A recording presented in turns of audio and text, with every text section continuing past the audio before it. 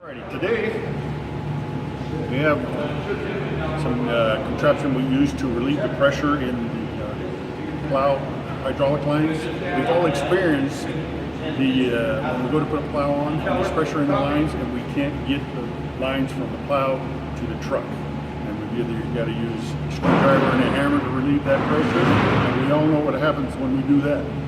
So we've come up with these gizmos, and I'll show you how they work. We're going to use male one, one for male, one for female.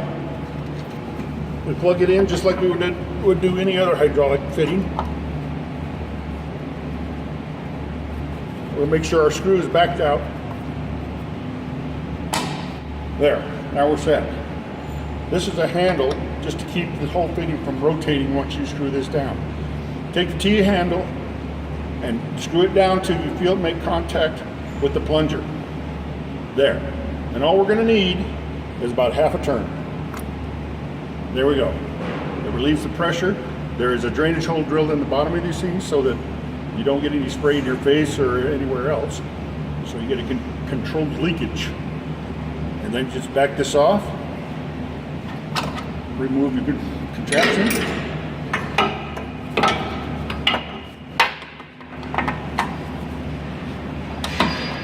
And plug in your hydraulic line. And there you got it.